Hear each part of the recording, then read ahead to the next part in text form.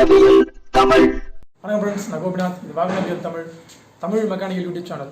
இன்றைக்கி வந்து பார்த்திங்கன்னா நம்ம ஒரு பல்சர் BS4 ட்வின் டிஸ்க் வண்டி, ஏபிஎஸ் வண்டி. இதில் வந்து 4 ஆயில் சீல் எப்படி மாற்றலாம்னு சொல்லிட்டு பார்க்கலாம். 4 ஆயில் வந்து லீக் ஆகிட்டு இருக்குது. அந்த ஆயில் சீல் எப்படி மாற்றணும், ஆயில் எவ்வளோ ஊற்றணும் அப்படின்னு சொல்லிட்டு பார்க்கலாம். இது பல்சர் இந்த வண்டி பார்த்திங்கன்னா இந்த 150 வந்து இதோட சேம் கான்செப்ட் தான். 150 180 பல்சருக்கும் இதுதான், 220 பல்சருக்கும் இது தான். அதனால் இது ஒரு வீடியோ பார்த்தீங்கன்னா 3 வண்டியோடைய 4க்கு எப்படி பிரித்து மாட்டலாம் ஈஸியாக கற்றுக்கலாம். ஓகே ஃப்ரெண்ட்ஸ், வீடியோக்குள்ளே போகலாம். இந்த வண்டி தான் Pulsar 150 twin disk ABS.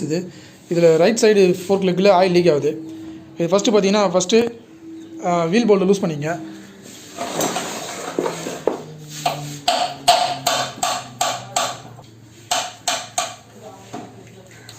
Wheel போல்ட்டை loose பண்ணி வச்சுட்டு டிஸ்க்கு கேலிபரை கழட்டி எடுக்கணும். இது ஏபிஎஸ்லாம் வரதால அந்த சென்சார்லாம் வீல் சென்சார் டேமேஜ் பண்ணாமல் கேர்ஃபுல்லாக கட்டணும். வீல் சென்சார் டேமேஜ் ஆகிடுச்சுன்னா இதெல்லாம் மறுபடியும் மாற்றுற மாதிரி ஆகிடும். ஏபிஎஸ் வேலை செய்யாது.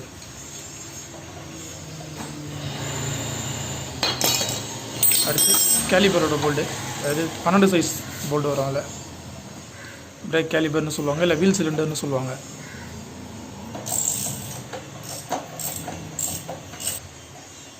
இதில் 2 போல்டு வரும், கீழே ஒன்று மேலே ஒன்று. இப்போ அந்த 2 போல்ட்டையும் கழட்டி எடுத்துடும். தெரியுது, கேலிபரை வெளில எடுத்துடலாம். அவ்வளோதான்.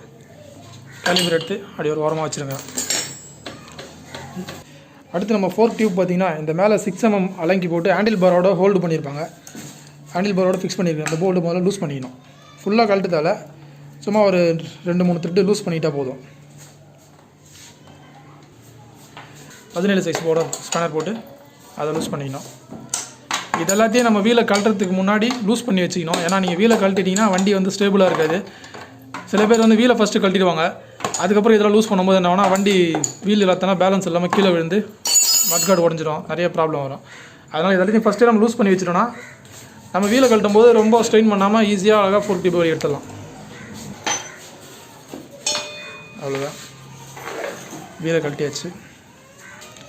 வீலை ஒரு சேஃப்டிக்கு வண்டியோட சீட் மேலேயே வச்சுருங்க. ஏன்னா பேக்கில் கொஞ்சம் வெயிட் வச்சிங்கன்னா வண்டி சப்போஸ் ஃப்ரண்ட்டில் சாயிற மாதிரி இருந்தாலும் இது ஒரு சேஃப்டிக்கு சாயாமல் நிற்கும்.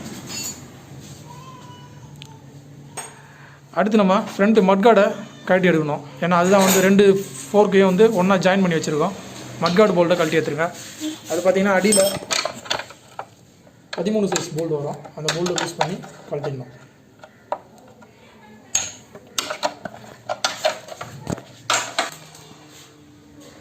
அடுத்து நம்ம இப்போ 4 லெக்கை வெளியே எடுத்துடலாம். இதில் நம்ம வந்து ஒரு பக்கத்தோட 4 ஆயில் சீல் தான் மாற்ற போகிறோம். அதனால் மட்கார்டை ஃபுல்லாக கழட்டுறதால ஒரு பக்கத்தோட 2 போல்டு மட்டும் கழட்டி எடுத்துகிட்டு நம்ம டீஸ்டம், அதாவது 4 லெக்கை அப்படியே உருவி எடுத்துடலாம். இப்போ பார்த்தீங்கன்னா தெரியும் உங்களுக்கு, ஒரு பக்கத்தோட 2 போல்டு மட்டும் கழட்டிட்டு நம்ம 4 ஆயில் சீல் மாற்ற வேண்டிய ஒரு லெக்கை மட்டும் நம்ம வெளியே எடுத்துட்டோம். இப்போ இந்த லெக்கில் வந்து பார்த்திங்கன்னா மேலே ஒரு பெரிய சைஸ் அலங்கி போல்டு இருக்கும். இந்த போல்ட்டை லூஸ் பண்ணிட்டா நம்ம லெக்கு தனித்தனியாக பிரிக்க முடியும். லூஸ் பண்ணுவேன். அதுக்கு தனியாக நம்மக்கிட்ட ஒரு ஸ்பெஷல் டூல்ஸ் இருக்குது. அந்த டூலை வச்சு லூஸ் பண்ணணும். இந்த அலங்கி டீயை போட்டு நம்ம லூஸ் பண்ணோம், அழகாக அந்த நெட்டு மட்டும் லூஸ் ஆகிடும்.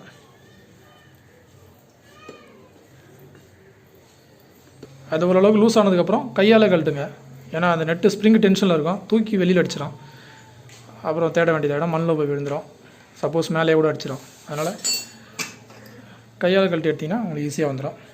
அந்த நெட்டை கழட்டினதுக்கப்புறம் பார்த்திங்கன்னா உள்ளே ஒரு காலர், ஒரு ஒயிட் கலர் காலர் இருக்கும். அடுத்து ஒரு சின்ன வாஷர் இருக்கும். சில வண்டியில் வாஷர் வராது, ஸ்ப்ரிங்கு மட்டும் வரும். ஸ்ப்ரிங் எடுத்து ஹீரோண்டாவில் அதெல்லாம் பார்த்திங்கன்னா வாஷர் வரும். பஜாஜ்லேயே கூட சில வண்டிகளில் வாஷர் வரும், சில வண்டிகளில் வராது. என்னென்ன உள்ளே வந்து ஸ்பேர் பார்ட்ஸ் கழட்டுறோன்றதை ஞாபகம் வச்சிங்க. இதுதான் வந்து ஆயில் சீலோட டஸ்ட்டு கவர் ரிமூவ் பண்ணியாச்சு. இது ஆயில் சீலோட காற்று. அந்த காற்றை அழகாக ஒரு ஸ்க்ரூ ட்ரைவர் வச்சு இது மாதிரி வெளியே எடுத்திங்கன்னா வந்துடும். உள்ளே இருக்கிறது ஆயில் சீல் டேமேஜ் ஆகி ஆயில் லீக் ஆகிடுது. இப்போ இதிலேருந்து ஸ்ப்ரிங்கை எடுத்துகிட்டு பழைய ஆயிலை ஒரு பாத்திரத்தில், அதாவது ஒரு ட்ரேயில் கொட்டி வச்சுங்க. ஸ்ப்ரிங்கை வெளியே எடுத்தாச்சு. அது என்ன பொசிஷனில் எடுக்கிறோன்னு சொல்லிட்டு பார்க்கணும். ஸ்ப்ரிங்கை வந்து ஆப்போசிட்டாக மாட்டக்கூடாது. இப்போ இதில் பார்த்தீங்கன்னா வித்தியாசம் தெரியும் உங்களுக்கு. இப்போ இதில் வந்து கேப்பு பெருசாக இருக்குது, அடியில் பார்த்தீங்கன்னா கேப் ரொம்ப சின்னதாக இருக்குது. அது மாதிரி இருக்கும்போது நம்ம கேப் பெருசாக இருக்கிறது மேல் பக்கம் வச்சு தான் எடுத்துருக்கோம். அதே பொசிஷனில் தான் மாட்டணும் ஸ்ப்ரிங்கை. திருப்பி தலைகீழ மாட்டக்கூடாது. மாட்டினீங்கன்னா ஆக்ஷன் இருக்காது ஃபோர்க்கில். ஒன்று ஃபோர்க் ஹார்ட் ஆகிடும், இல்லைனா ஃபோர்க்கில் வந்து ரொம்ப ஆக்ஷன் இல்லாமல் ரொம்ப சாஃப்ட் ஆகிடும். அடுத்து அதில் இருக்கிற பழைய ஆயிலாம் இந்த ட்ரேயில் கொட்டிடலாம்.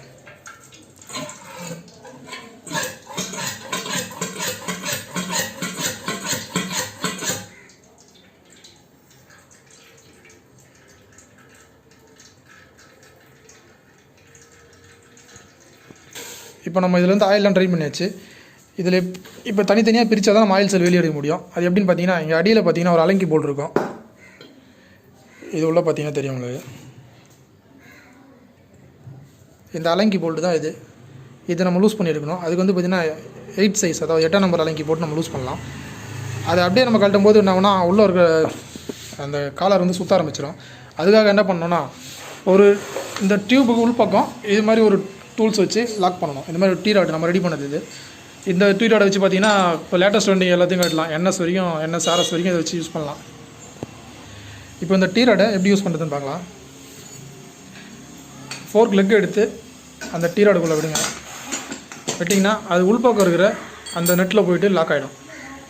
இப்போ நம்ம மேலே இருக்கிற தட்டி சும்மா ஒரு தட்டு சுற்றியால் தட்டிக்கிங்க, நல்லா சீட்டிங் ஆகும். அதுக்கப்புறம் மேலே இந்த அலங்கி போல்ட்டில் அந்த 8 சைஸ் அலங்கியை போட்டு லூஸ் பண்ண வேண்டியது தான். கீழே இருக்கிற அந்த ராடை காலில் மெரிச்சிக்கிட்டு 32 ரிங்ஸ் எடுத்து இந்த 32 ஸ்பேனர் போட்டு அதை பிடிச்சிட்டிங்கன்னா உங்களுக்கு க்ரிப் கிடைக்கும். 32ன்னு இல்லை, அதில் உள்ள சைஸில் போகிற ஸ்பேனர் எதுனாலும் போட்டுக்கலாம். இப்போ நம்ம அந்த அலங்கி லூஸ் பண்ணியாச்சு.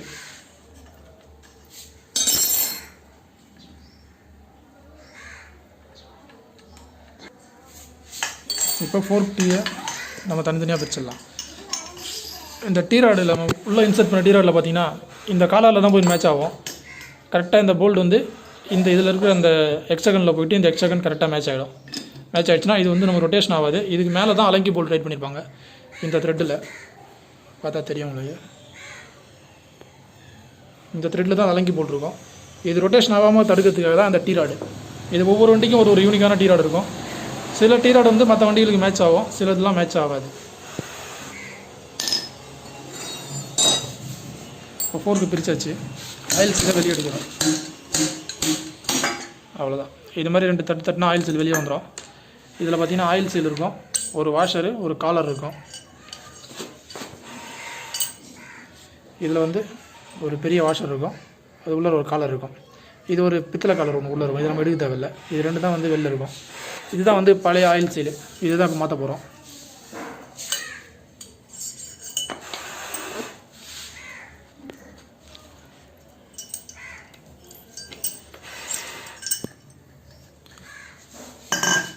நம்ம லூஸ் பண்ணி எடுத்து அந்த அலங்கி பார்த்திங்கன்னா இதுதான் அந்த 8mm அலங்கி நம்ம லூஸ் பண்ணது. இதில் பார்த்திங்கன்னா ஒரு காப்பர் வாஷர் ஒன்று இருக்கும். இதை மாட்டும் போது மிஸ் பண்ணாமல் மாட்டோம், இல்லை அடியில் ஆயில் லீக் ஆகும். நம்ம கலெக்டின எல்லாத்தையும் க்ளீன் பண்ணிங்க, வேஸ்ட் வச்சு நல்லா துடைச்சிடுங்க. பக்காவாக துடைச்சிட்டு அதுக்கப்புறம் நம்ம அசம்பிள் பண்ண ஆரம்பிக்கலாம். இப்போ பார்த்தீங்கன்னா இதெல்லாம் தான் ஒரு ஃபோர்க்கோட ஸ்பேர் பார்ட்ஸு, அதாவது ஒரு பக்கத்தோட ஸ்பேர் பார்ட்ஸ். இதே மாதிரி அந்த லெஃப்ட் சைடில் இருக்கிற ஃபோர்க்லேயும் பார்த்தீங்கன்னா இந்த அளவுக்கு ஸ்பேர்ஸ் இருக்கும். நம்ம பிரித்து இதெல்லாத்தையும் க்ளீன் பண்ணி இப்போது அசம்பிள் பண்ண போகிறோம். அது எப்படின்னு சொல்லி பார்க்கலாம். நம்ம ஃபஸ்ட்டு ஸ்டார்ட் பண்ண மாதிரி அந்த ஃபோர்க் டீ ராட் நம்ம ரெடி பண்ண டீ ராடில் அந்த உள்ளே இருக்க காலரை வச்சுருங்க. வச்சுட்டு அதுக்கு மேலே ஃபோர்க் டியூபை எடுத்து நுழைச்சிடணும். நுழைச்சிங்கன்னா அது உள்ளே வந்துடும். அதுக்கு மேலே உள்ளே வந்த இந்த காலருக்கு மேலே இன்னொரு சின்ன புஷ் காலர் ஒன்று போடணும். அதை இன்ஸ்டால் பண்ணிட்டு அதுக்கப்புறம் ஃபோர்க் லெக் எடுத்து அதுக்கு மேலே போட வேண்டியது தான். ஃபோர்க் லெக்கை போட்டு அந்த அலங்கி போல்ட்டு நம்ம கலக்கணும். அந்த அலங்கி போல்ட்டை அந்த ஹோல்ஸ்குள்ளே போட்டு டைட் பண்ணி வேண்டியது தான்.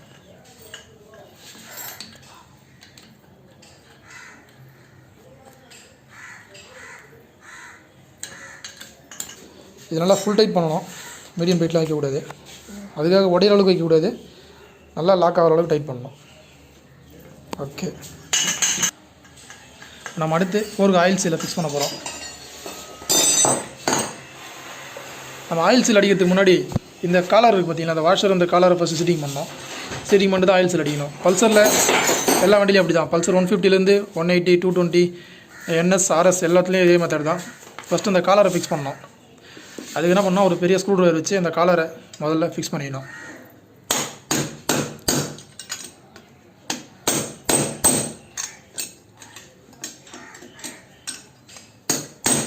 ஏன்னா நம்ம அதை ஆயில் சீல் போட்டுட்டு அது மேலே வச்சு தட்டினீங்கன்னா ஆயில் சீல் டேமேஜ் ஆகிடும்.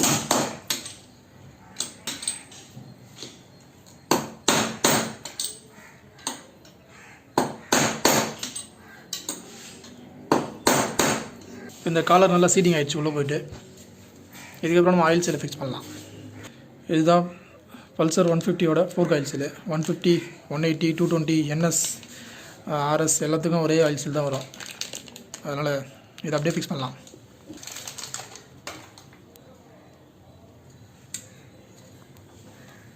ஆயில் சீல் அந்த 4 டியூப் உள்ள இன்ஸ்டால் பண்ணிட்டு அதுக்கு மேலே பழைய ஆயில் சீலை போடணும். ஏன்னா புது ஆயில் சீல் டேரெக்டாக அடிக்கும்போது டேமேஜ் ஆகும். இன்னும் கொஞ்சம் சீட்டிங் பண்ண வேண்டியது இருக்காது. பழைய ஆயில் சீல் போட்டு நம்ம அது மேலே புல்லர் வச்சு தட்டும் போது பழைய ஆயில் சீல் தான் டேமேஜ் ஆகும், புது ஆயில் சீல் டேமேஜ் ஆகாது. இதுதான் ஆயில் சீல் ஃபிக்ஸ் பண்ணுற புல்லர். இது எப்படி ஃபிக்ஸ் பண்ணுறாங்க பாருங்கள். அந்த புல்லரை அப்படியே தட்டணும். தட்டினீங்கன்னா அந்த சீல் வந்து உள்ளே போயிடும். இப்போ பார்த்தீங்கன்னா பழைய ஆயில் சீல் வந்து இதோட மட்டத்துக்கு போயிடுச்சு. இப்போ புது ஆயில் சீல் அதை விட உள்ளே போய்ட்டு ஒரு சீட்டிங்கில் கரெக்டாக சீட்டிங் ஆகிட்டு இருக்கும். இப்போ பழைய ஆயில் சீல் வெளில வந்துடுச்சு, எடுத்தாச்சு. இப்போ புது ஆயில் சீல் அதோட இடத்துல கரெக்டாக சீட்டிங் ஆகிடுச்சு. இப்போ ஆயில் சீல் மேலே அதோட ஸ்காட்டர் பின், லாக் பின் போடணும். இதான் லாக் பின்னு போட்டு லாக் பண்ணிடணும்.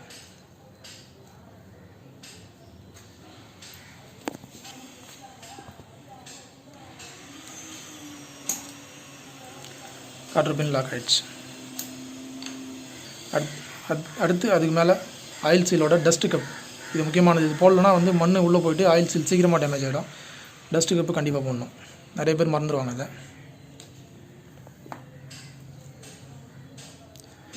அதையும் அந்த புல்லர் வச்சு ஒரு சீட்டிங் பண்ணிடலாம்.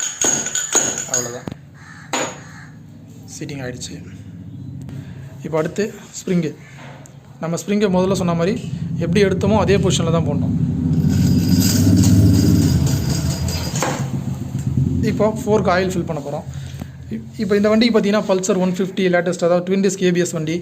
அடுத்து 180, 220, பல்சர் NS 200, RS 200 இது எல்லாத்துக்கும் பார்த்தீங்கன்னா 295 ml ஃபோர்க் ஆயில் ஊற்றணும். அது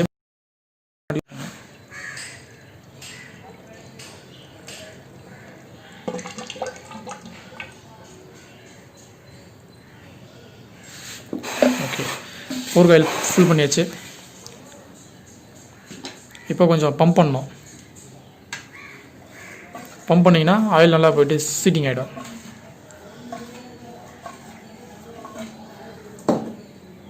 இப்போ மேலே டாப் நட்டை போட்டு லாக் பண்ணிடலாம். இதை வந்து எடுத்த உடனே டீராட் போட்டு டைட் பண்ணக்கூடாது. முதல்ல நல்லா ஃப்ரீயாக கையில் டைட் பண்ணிவிட்டு அதுக்கப்புறம் தான் ஏற்றணும். ஏன்னா நீங்கள் ராங் டைட் தெரியாமல் நம்ம ஏற்றிட்டோம்னா ஃபோர் டியூபே மாற்றுற மாதிரி ஆகிடும், நெட்டு டேமேஜ் நெட்டு மாற்றுற மாதிரி ஆகிடும். அதனால் முடிஞ்ச அளவுக்கு கையாலே டைட் பண்ணிவிட்டு ஃப்ரீயாக டைட் பண்ணிவிட்டு அதுக்கப்புறம் கடைசியாக தான் டீராட் போட்டு லாக் பண்ணணும். ஃபோர்க்கோட ஆக்ஷன் பம்பிங் ஆகுதான் கரெக்டாக செக் பண்ணிக்கலாம். ஓகே, ஃபுல் டைட் பண்ணிட்டு வண்டியில் ஃபிக்ஸ் பண்ண வேண்டியது தான்.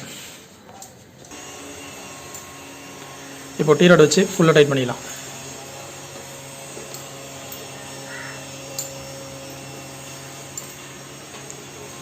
ஓகே, அவ்வளோதான். ஃபோர்க் ஆயில் சீல் மாற்றி முடிச்சாச்சு. நெக்ஸ்ட்டு இதை வண்டியில் ஏற்றிட்டு வண்டியை ஓட்டி பார்க்க வேண்டியது தான். நம்ம எப்படி வெளியில் எடுத்தோமோ அதே மாதிரி அந்த ஃபோர்க் டீ ஸ்டெம்முக்குள்ளார ஃபோர்க் டியூபை இன்சர்ட் பண்ணணும்.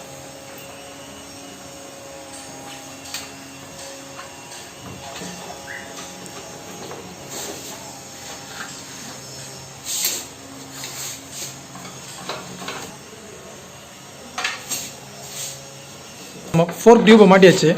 மாட்டிட்டு எல்லாத்தையும் டைட் பண்ணுறதுக்கு முன்னாடி ஃபோர்க், அதாவது வீல் ஆக்சில் போட்டு செக் பண்ணணும். அதாவது ரெண்டு டியூபும் ஒரே லெவலான ஹைட்டில் தான் இருக்கா, இல்லை ஒன்று ஏற்ற இறக்கமாக இருக்கான்னு செக் பண்ணணும். இது மாதிரி வீல் ஆக்சில் போடும்போது ஸ்ட்ரைட்டாக அதோட ஹோல்ஸில் கரெக்டாக நேராக வந்துச்சுன்னா அட்ஜஸ்ட்மெண்ட் எதுவும் பண்ணாமல் ஓகே கரெக்டாக ஃபிக்ஸ் ஆகிருக்குன்னு அர்த்தம். போட்டு வச்சுருக்கேன். இப்போ நம்ம கரெக்டாக ஃபிக்ஸ் ஆகிருக்கு. இப்போ நம்ம மட்கார்டு போல்டுலேருந்து அந்த மேலே டீ ஸ்டம் போல்டு எடுத்து டைட் பண்ணிடலாம். எது எதெல்லாம் கழட்டணுமோ அதெல்லாம் கரெக்டாக டைட் பண்ணிடணும்.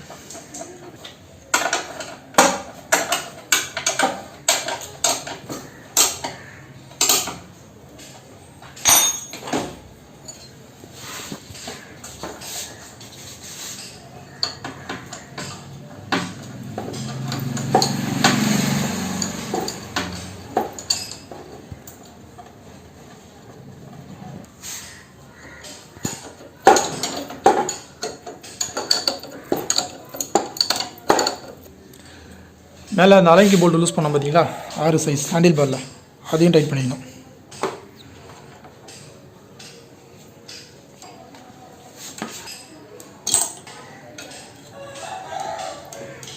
அவ்வளோதான். இப்போ நம்ம ஃபோர்க் மாட்டி முடிச்சாச்சு. அடுத்து வீலை மாட்டிட்டு கேலிபர் பிரேக் கேலிபர் மாட்டினா வேலை முடிஞ்சிச்சு. வீலை எடுத்துகிட்டு வந்து ஃபிக்ஸ் பண்ணிடலாம். ஃபஸ்ட்டு வீலை மாட்டிட்டு அதுக்கப்புறம் கேலிபர் மாட்டிங்கன்னா உங்களுக்கு கேலிபர் மாட்டுறதுக்கு ஈஸியாக இருக்கும். நீங்கள் கேலிபர் மாட்டிட்டு வீலை மாட்டிங்கன்னா வீலை மாட்டுறதுக்கு கஷ்டமாக இருக்கும். ஏன்னா பிரேக் பேட்லையும் செட் ஆகணும், இந்த பக்கம் வீல் ஆக்சிலையும் செட் ஆகணும். அதனால் ஃபஸ்ட்டு வீலை மாட்டிக்கணும். வீலை மாட்டி டைட் பண்ணதுக்கப்புறம் கடைசியாக கேலிபர் மாட்டி கேலிபரை டைட் பண்ணிட்டா வேலை முடிஞ்சிடும். அவ்வளோதான்.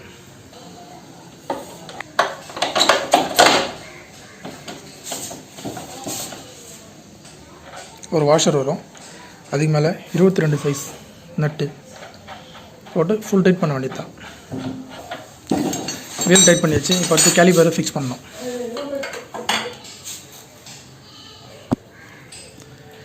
கேலிபரை டிஸ்க் பிளேட்டில் அதோட கேப்பில் வச்சு கரெக்டாக ஃபிக்ஸ் பண்ணிவிட்டு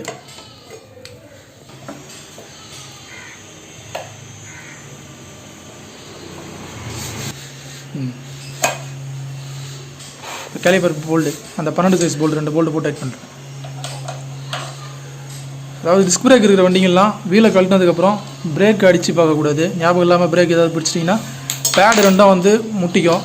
அதுக்கப்புறம் வீலை மாட்டும் போது மறுபடியும் அதை ரிலீஸ் பண்ணுறதுக்கு கொஞ்சம் டைம் ஆகும். அதனால் வீலை கழட்டிட்டு எந்த காரணம் கொண்டும் பிரேக் அடிக்கக்கூடாது.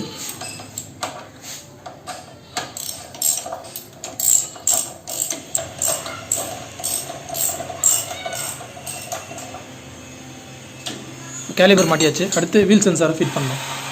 ஏன்னா வீல் சென்சார் ஃபிட் பண்ணலன்னா ஸ்பீடோமீட்டர் வேலை செய்யாது, ஏபிஎஸும் வேலை செய்யாது. இதுதான் வீல் சென்சார். இது கரெக்டாக அதோட ஹோல்ஸில் ஃபிக்ஸ் பண்ணிவிட்டு அந்த 10 சைஸ் போல்டு அதை டைட் பண்ணிடணும்.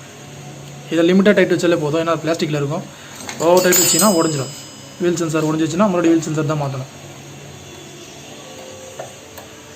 10 டீ ஸ்பேனர் போட்டு அழகாக டைட் பண்ணிக்கலாம். அவ்வளோதான், வேலை முடிஞ்சிச்சு. இப்போ நம்ம ஃபோர்க் ஆயில் சீல் மாற்றி முடிச்சிட்டோம். இவ்வளோ தான். இந்த வீடியோவை நீங்கள் பார்த்து தெரிஞ்சுக்கிட்டால் போதும். இதை வச்சு நீங்கள் பல்சர் 150 2 180 220 என்எஸ் ஆர்எஸ் இது எல்லா வண்டியுமே நம்ம ஃபிக்ஸ் பண்ணலாம். ஏன்னா எல்லாமே ஒரே மெத்தட் தான். ஃபோர்க் ஆக்ஷன்லாம் பக்காவாக இருக்குது. ஓகே ஃப்ரெண்ட்ஸ், நம்ம இன்றைக்கி ஃபோர்க் ஆயில் சீல் மாத்திர வீடியோ பார்த்தோம். வீடியோ பிடிச்சிருந்தா லைக் பண்ணுங்கள். வீடியோவில் ஏதாவது சந்தேகம் இருந்துச்சுன்னா கமெண்ட்டில் சொல்லுங்கள். நம்ம சேனல் பிடிச்சிருந்தா சப்ஸ்கிரைப் பண்ணுங்கள். Okay friends, thank you.